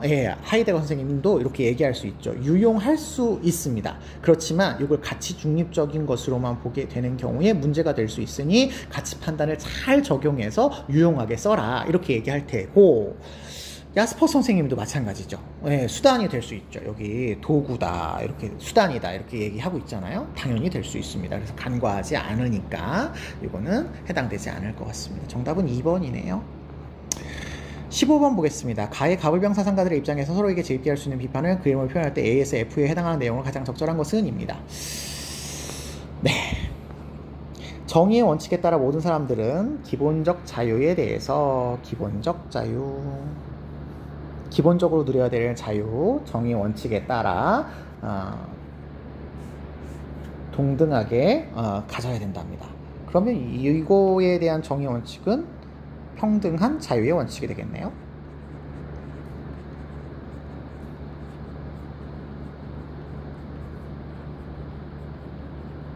그러면 이 사람은 롤스가 되겠네요. 롤스가 되겠습니다. 자, 그리고 재산과 소득의 분배는 경제적인 거죠. 경제적인 이런 소득의 분배는 모든 사람에게 이익이 되도록 해야 된다. 왜냐하면 롤스 선생님은 사회라고 하는 조직이 상호 이익을 위한 협동체여야 되기 때문에 그렇죠. 상호 이익을 위한 협동체이기 때문에 그렇습니다. 그래서 분배가 이루어질 때는 모든 사람에게 이익이 되도록 고려해야 된다라고 보고 있으시죠. 롤스 선생님이 되겠습니다. 을을 보시면 정의 원칙은 다원적이다. 다원주의적인 정의를 이야기하고 있습니다. 다원적이다. 그러니까 여러 가지 기준이 있는 정의 원칙들이에요. 그러면 요거는 왈처 선생님의 복합평등으로서의 정의, 다원적 평등을 이야기하는 거죠. 그래서 상이한 사회의 가치들은 상이한 근거, 여러 가지 근거에 서로 다른 근거에 따라 상이한 절차에 맞게 상이한 주체들에 의해서 분배되어야 돼 라고 해서 하나의 단일한 기준을 적용할 수 없다, 이렇게 얘기하고 계시는 왈처 선생님의 복합평등으로서의 정의를 이야기하고 있으십니다. 병을 보시면 정의의 원리는 똑같이 또 정의의 원리 얘기하시는데, 과거의 상황이 이거는 우리가 다른 표현으로 이야기하면 역사적 상황이죠. 역사, 소유가 이루어지는 역사적 과정이 사물에 대한 응분의 자격을 창조하신답니다. 요게 이렇게 된다고 보고 있네요. 역사가 어떻게 이루어지느냐, 그래서 취득, 이전, 교정의 원리라고 하는 정의의 원칙이라는 것이 역사적으로 어떻게 이루어지고 있느냐, 요거에 따라서 응분의 자격이 있냐 없냐가 나타날 수 있겠다라고 얘기하시는 거죠. 그래서 소유물에 대한 권리를 부여받느냐 안 받느냐, 요걸 가지고 정당성을 판단하겠다라는 노직 선생님의 이야기가 되겠습니다. 노직이네요. 자, 그러면 화살표 문제는 이렇게 간과한다 앞에서 끊어주시고 비판하시는 분과 간과하시는 분을 모두 맞아야 정답이 될 수 있다라는 것을 확인해서 문제를 풀어주셔야 됩니다. 자, 1번 보죠. 사회적 가치를 역사적 맥락에 따라 분배해야 된다라고 보고 있으십니다. 일단은 지금 A씨잖아요. A씨라고 했을 때 노직 선생님이라고 한다면 이 역사적 맥락에 따라 분배해야 된다라고 하는 점에서 동의할 수 있겠지요. 그런데 지금 여기에 A가 들어갔기 때문에 지금 롤스가 들어갔단 말이죠. 롤스는 역사적 맥락에 따라라고 하는 거는 요걸 기준으로 라는 건데, 롤스는 이게 기준이 아니잖아요. 아까 위에 있었던 평등한 자유의 원칙이나 이런 정의의 원칙이 기준이 되어야 되기 때문에 롤스가 동의할 수 없는 말이라서 요거는 틀린 내용이다, 이렇게 볼 수 있겠습니다.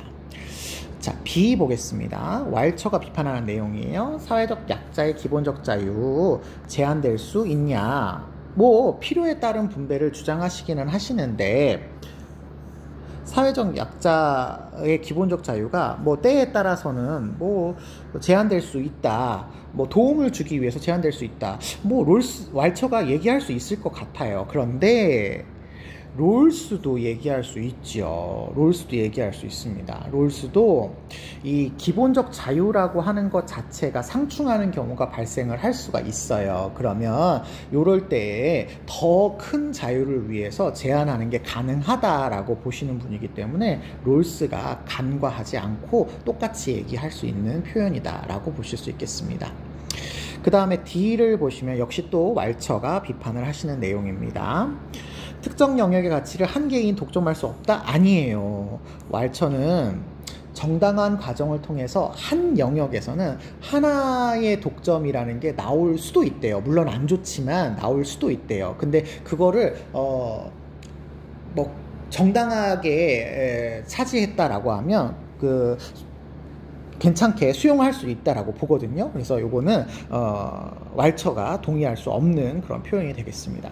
그런데 자기가 한 영역에서 독점을 하는 권한을 가졌다고 다른 영역에까지 그 권한을 미치면 안 되겠죠. 그래서 독점이 가능하기는 하다라는 점이 이제 롤스와의 차이점이다라고 보시면 되겠습니다.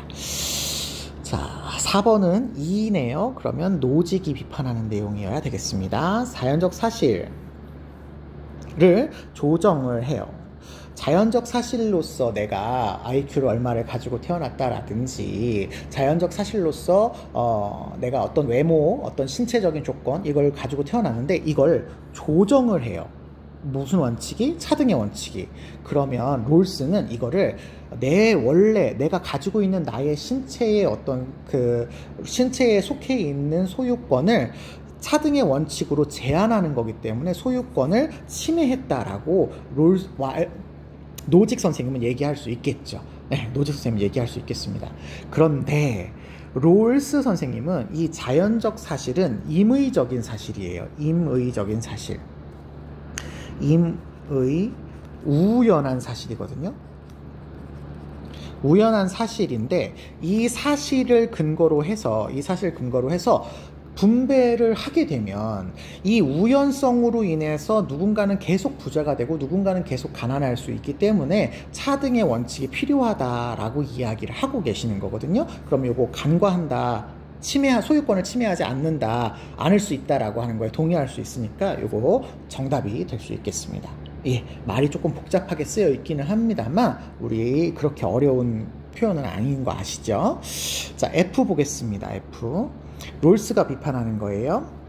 정의의 원칙이 모든 구성원에게 의무를 부여하는 게 왜 아니에요?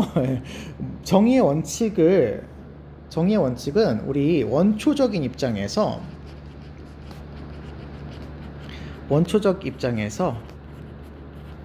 모든 존재가 합의했어요.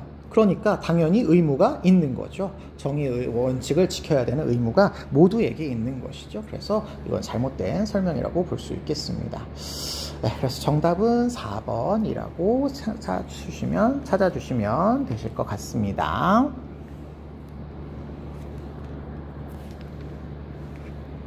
네, 그리고 뭐 아까 제가 말씀드렸다시피 뭐 상호 이익을 위한 협동체여야 되잖아요. 그러니까 서로에게 의무가 있는 그런 내용이라서 뭐 롤스 얘기는 뭐 어렵지 않았을 것 같습니다. 네, 16번을 보시죠. 갑을 사상가들의 입장으로 적절한 것만을 보기 위해서 있는 대로 고른 것은입니다. 원조가 나왔습니다. 갑을 보시면 원조의 목적을 얘기하고 계시고요. 극단적인 빈곤, 우리가 이런 표현이 나오시면 이거 절대 빈곤 얘기하시는구나 이렇게 해석해 볼 수 있으셔야 돼요. 이거를 줄여서 전체 인류 전체의 복리를 증진하는 데 있다. 이거 공리주의적인 맥락이네. 그러면 원조를 공리주의적인 차원에서 접근하는 싱어 선생님이구나 이렇게 찾아볼 수가 있겠네요. 뒤에 보니까 이익평등 고려의 원칙도 얘기하시고 있으십니다. 싱어다. 절대 빈곤을 도와야 된다 이렇게 얘기하고 계셔서 싱어인 거를 금방 찾을 수 있을 것 같고요. 을을 보시면 원조의 궁극적인 역시 똑같이 목적은 고통받는 사회를 자유와 평등을 확립해서 질서 정연한 사회로 가입시키는 건데 그렇다라고 해서 부정주의적으로 행위해서는 안 된답니다. 이 부정주의적인 행위라고 하는 거 뭐 온정주의 같은 표현이고요. 요거는 강요, 간섭 의 개념이기 때문에 롤스는 원조를 할 때 이런 식으로 원조를 해서는 안 된다라고 이야기하고 계시고 있으십니다.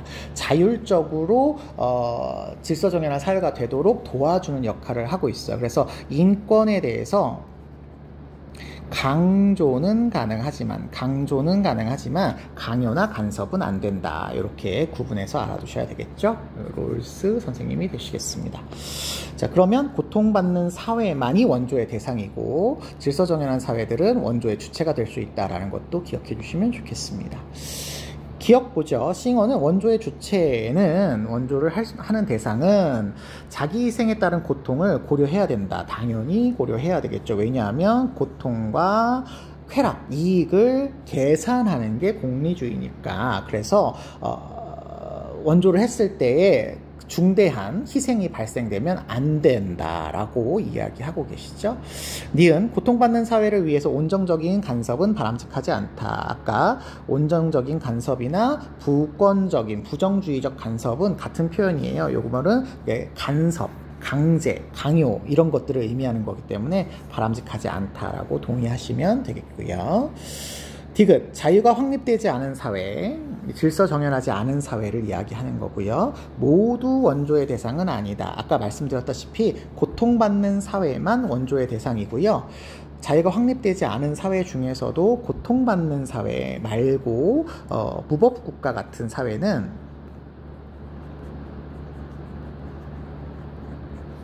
제외가 되죠. 제외가 됩니다. 그래서 아니다 라고 얘기했으니까 맞는 표현이 되겠습니다. 그 다음에 리을, 원조는 인류의 행복 증진을 위한 무조건적 의무이다 이렇게 얘기하고 있는데요. 일단 싱어의 입장에서 본다면 원조가 인류의 전체의 행복 증진을 위한 거다라고 하는 목적 자체는 괜찮습니다만 이게 위한 건데 왜 이게 무조건적일까요? 무조건이 아닌 거죠. 그래서 싱어 입장은 틀렸다라고 볼 수가 있겠고요.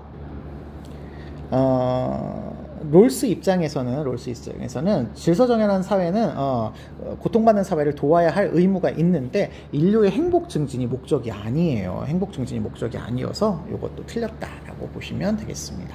그럼 정답은 기억, 니은, 디귿 이렇게 찾아주실 수 있겠습니다. 17번 보겠습니다. 가나 사상의 입장으로 적절하지 않은 것은입니다. 여기서 또 적절하지 않은 것은이네요.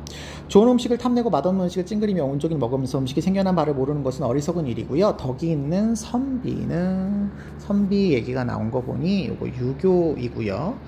음식 얘기하고 계시네요. 음식 얘기. 딱히 학자가 없어요. 배불리 먹을 타령을 하지 않아서 허물이 없도록 해야 된다라고 해서 덕이 있는 어떤 음식을 먹는 개념을 갖고 있어야 된다라고 하는 유교의 맥락이 되겠죠. 도덕성을 위한 음식을 먹는 수양으로서의 내용을 강조하고 계십니다. 나를 보시면 공양 얘기가 나왔습니다. 공양, 보통 발우 공양이라고 표현하죠. 이거 불교의 입장이네요. 불교. 마시거나 씹거나 이럴 때 소리를 내지 말아야 되는 어떤 수행의 절차, 방법, 형식 이런 게 있다라고 보는 거죠. 그래서 음식을 가려서 먹는 것을 좋아하거나 맛없는 것을 싫어하지 말아야 되고 밥을 받는 것이 단지 몸을 지탱하는 하여 도업을 이루기 위한 것임을 알아야 된다. 그냥 몸을 잘 지탱만 하는 거고 이걸 통해서 도업 즉 깨달음을 얻기 위한 것이다 라는 것으로 음식을 먹어야 된다 라고 보시고 있으십니다. 기본적인 그런 내용으로 여러분이 유교와 불교의 입장에서 고르시면 돼요. 음식 재료의 출처에 대해서 도덕적인 판단 해야죠. 왜 안 해요? 유교는 도덕적인 게 제일 중요한 분들이기 때문에 그 음식의 출처가 도덕적이지 않으면 선비이기 때문에 배가 고파도 도덕을 우선시해야죠. 의의를 우선시해야지 이걸 잘못된 출처에서 가져왔다고 한다면 먹지 않는 것도 방법이 되겠죠. 2번, 음식 섭취에 관한 예절을 익히는 것은 수양의 일환이다. 그렇죠. 수양입니다. 그리고 3번, 음식이 맛을 탐닉하기 위한 대상이 아니에요. 여기 몸을 그냥 지탱만 하고 도업을 이루기 위한 것이죠. 맞습니다. 음식의 의미를 성찰하는 것을 깨달음을 위해서, 그렇죠? 깨달음을 위해서 필요한 거다. 이렇게 얘기할 수 있겠습니다. 5번, 음식 먹을 때 과도한 욕심을 부리지 말고 절제해라. 그렇죠? 불교에서도 절제하셔야 되고요. 유교에서도 당연히 사욕을 절제해야 되죠. 과도한 욕심을 절제해야 되죠. 그래서 틀린 답은 1번. 으로 찾아주시면 되겠네요. 이런 음식 관련된 문제는 이렇게 특별한 사상가 없이 유교 맥락, 불교 맥락 이렇게 나올 때도 있고요. 아리스토텔레스의 중용 적용해서 나올 수도 있어서 그냥 거의 우리 알고 있는 상식적이고 도덕적인 수준에서의 문제가 나오니까요. 너무 깊이 있게 보시지 않으셔도 됩니다. 18번 보실게요. 갑을 사상가들의 입장으로 가장 적절한 것은입니다. 자연 상태는 모든 인간을 떨게 하는 공통의 힘이 없어요. 우리 앞에서 봤네요. 공통의 힘이 없다. 요거 기억나시죠? 모겐소 선생님이 국제관계를 이야기할 때 표현하는 내용인데요. 바로 홉스 선생님 얘기가 되겠죠. 마인에 대한 마인의 전쟁 상태, 홉스이죠. 인간의 비참함에서 벗어나기 위해서 국가로 이제 자신을 스스로 구속을 하게 된다. 원래는 그렇지 않았는데 자유로운 상태였었는데 전쟁 상태라고 하는 자연 상태를 극복하기 위해서 들어가게 되었다. 그런 방법이 계약이다. 이렇게 얘기하는 홉스의 사회계약론이 되겠습니다. 을을 보시면 자연 상태는 사람들 간의 분쟁을 해결하는 공통의 법률이 없어요. 분쟁을 해결하는 공통의 법률이 없다는 것을 강조하고 있습니다. 요게 이제 제일 큰 어떤 자연 상태의 문제죠. 공평무사한 재판관, 뭐 같은 맥락이라고 보시면 돼요. 다 개인이 자신의 이성을 발휘해서 재판을 하기 때문에 이성의 오류를 통해서 사람들끼리 분쟁과 갈등이 일어나고 있다라는 겁니다. 그래서 인간은 자신의 생명, 자유, 재산 이런 것들을 보존하기 위해서 이제 국가라고 하는 공동체를 만들고 자신을 그 정부 밑으로 들어가게 만든다. 이 중에서도 사실은 재산권이 제일 중요하죠. 재산권이 제일 중요합니다. 이분은 로크 선생님이 되겠죠. 자, 1번 보겠습니다. 자연 상태에서 인간은 불의에 맞서 자연권을 행사한다 되어 있는데 우리 앞에 문제에서도 보셨다시피 자연 상태, 국제관계 이런 데에서는 공통의 권력이 없어요. 그렇기 때문에 이거를 옳다 옳지 못하다라고 판단하는 기준이 없어서 불의다라고 얘기할 수 있는 어떤 기준이 없습니다. 그래서 이건 잘못된 표현이고요. 2번 국가에 대한 시민의 의무는 시민의 동의 여부와 무관하다. 시민의 동의라고 하는 게 결국은 계약을 이야기하는 거죠. 생윤 시간에 동의라고 나오는 거, 합의라고 나오는 거는 대부분 계약을 의미하는 거기 때문에 사회계약론자인 홉스가 계약과 무관하다라고 얘기할 수 없겠죠. 그 다음에 3번 로크는 시민은 국가와 맺은 계약을 철회할 수 있는 권리가 있다. 이렇게 표현하는데요. 일단 여러분 시민이 국가와 사회계약을 맺느냐 라면 자연 상태에 이미 국가가 있어야 돼요. 자연 상태에 이미 국가가 있어야 돼요. 그렇기 때문에 이게 말이 안 되는 거죠. 사회계약이라고 하는 건 개인과 개인이 맺어서 사회계약을 맺고 그리고 국가를 형성하는 겁니다. 그러니까 국가와 사회계약을 맺을 수가 없어요. 그래서 이 말은 로크 얘기가 아니다. 이렇게 생각해 주시면 되겠고요. 4번 입법권은 최고의 권력입니다. 그렇죠. 원래 주권의 행사로서 최고의 권력의 형태로 나타날 때 입법권의 형태로 나타나게 됩니다. 그래서 이 입법권을 가지고 있는 게 원래는 인민이지만 계약을 맺으면서 이 입법권을 이제 넘기게 되죠. 입법부로 넘기게 되는데 신탁이라는 용어로 넘기게 됩니다. 근데 사회 공공선을 의해서 제한될 수 있느냐라고 물어보고 있어요. 이걸 뒤집어서 생각하시면 여러분 있잖아요. 사회 공공선이라고 하는 것을 제외하면 그냥 이거를 반대로 생각하시면 임의적이고 자의적으로 행사가 가능하냐라고 물어보는 거하고 똑같아요. 그러니까 임의적이고 자의적으로 이 입법권을 행사할 수 있냐라고 물어보는 거거든요. 근데 제한할 수 있냐? 제한할 수 있죠. 공공의 이익, 사회 전체의 이익을 위해서 제한을 할 수 있어야지 임의적이고 자의적으로 행사하게 내버려 둘 수는 없다. 임의적이고 자의적으로 행사하면 입법권을 다시 회수해야 하는 저항권을 발동할 수가 있게 되는 거죠. 그래서 이게 맞는 답이 되겠습니다. 이런 식의 어떤 글이 조금 해석이 좀 어렵다 그러면 조금 반대로 한번 생각해 보는 것도 괜찮을 것 같아요. 5번 평화와 안전을 보장하기 위해서 정치 권력은 분립되어야 된다. 자, 일단은 여기 평화와 안전을 보장한다 라고 하는 요거는 사회계약을 맺을 때 평화와 안전을 보장하기 위해서 사회계약을 맺었다라고 하는 말 자체는 사실 사회계약론자라면 누구나 동의할 내용인데요. 뒤에 정치 권력의 분립을 얘기하면 로크는 맞지만 자연 상태라고 하는 아주 심각한 상태를 극복하기 위해서 홉스는 정치 권력이 하나로 모아져 있는 상태가 가장 효율적이라고 보고 있어요. 그래서 분립되면 안 된다라고 얘기하셔야 되니까 정답은 4번으로 찾아주실 수 있겠습니다. 자, 19번 보겠습니다. 가불병 사상가들의 입장을 나의 그림으로 표현할 때 A에서 D에 해당하는 적절한 지수만을 보기 위해서 있는 대로 고른 것은 입니다. 아마 이 문제가 조금 제일 어려운 형식으로 낸 게 아닌가 싶어요. 자, 답 보죠. 동물도 인간처럼 고통을 느낄 수 있어요. 고통을 느낄 수 있는 능력, 우리가 쾌고 감수 능력이라고 하죠.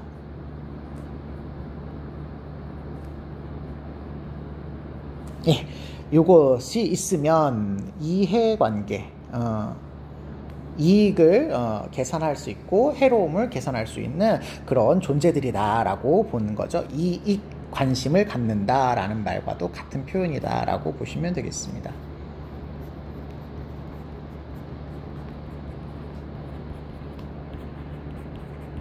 네.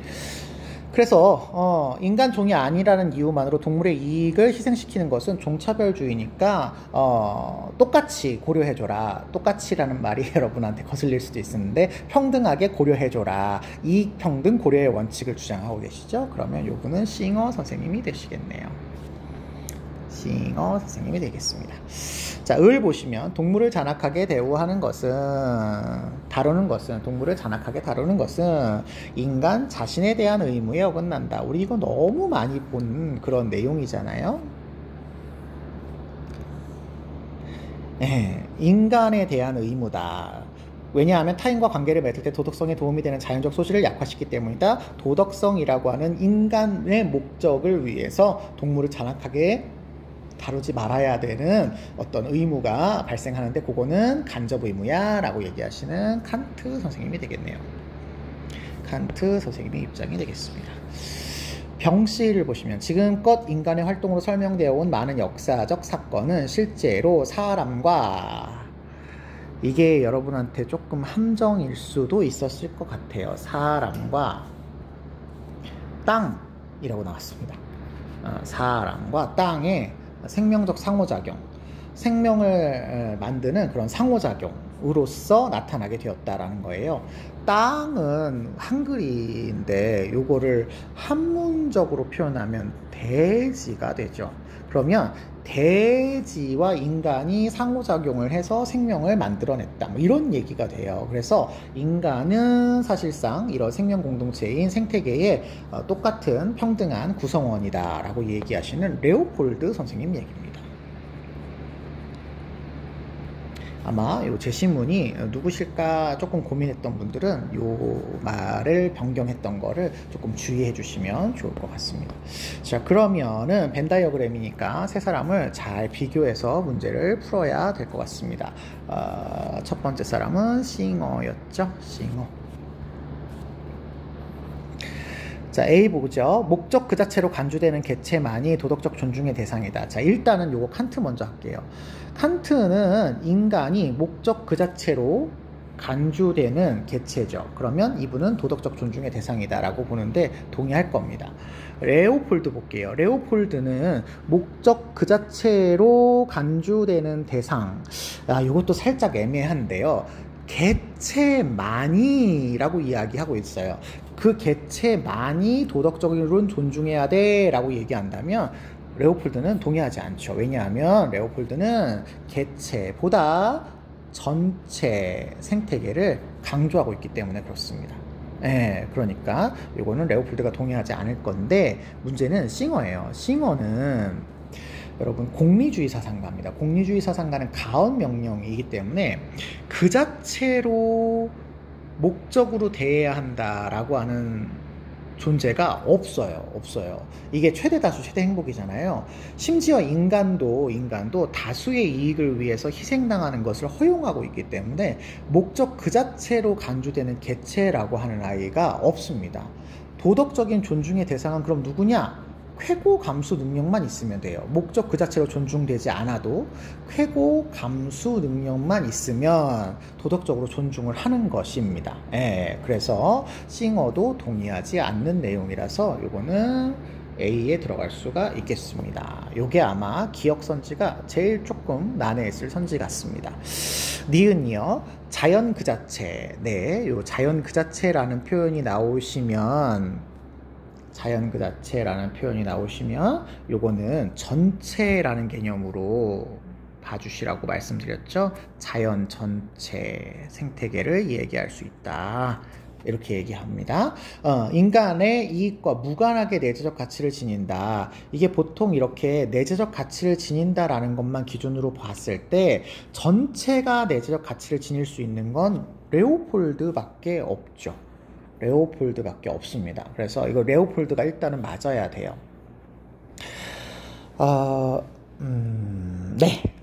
내재적 가치는 레오폴드라고 보시면 되겠습니다. 물론 개체들도 내재적 가치를 갖지만 개체들이 갖는 가치는 전체의 가치에 기대서 가치를 갖는다. 이렇게 봐주시면 더 좋을 것 같습니다. 나머지 분들은 다 개체주의자예요. 그렇기 때문에 자연 그 자체가 가치를 갖는다라고 이야기하는 사람이 아무도 없을 겁니다.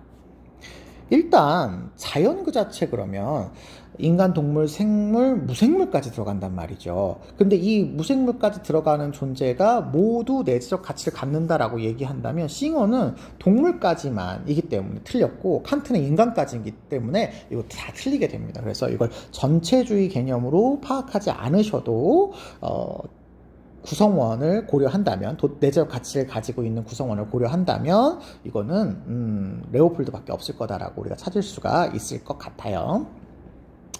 네, 그래서 이것도 B에 들어갈 수가 있겠습니다. 디귿, 인간이 유전적 존재는 우리 쾌고감수 능력을 지닌 존재라고 보시면 된다고 했었죠. 함부로 대하는 것은 의무에 어긋난다라고 이야기하고 있으십니다. 의무에 어긋난다. 일단은 싱어 입장에서는 당연하죠. 동물, 쾌고감수 능력을 지닌 존재를 도덕적으로 존중해야 되기 때문에 함부로 대하면 안 된다. 이렇게 얘기할 거예요. 여기서 함부로 대하면 안 되는 것이지 무조건 뭐 존중해라 이런 게 아니라는 말이에요.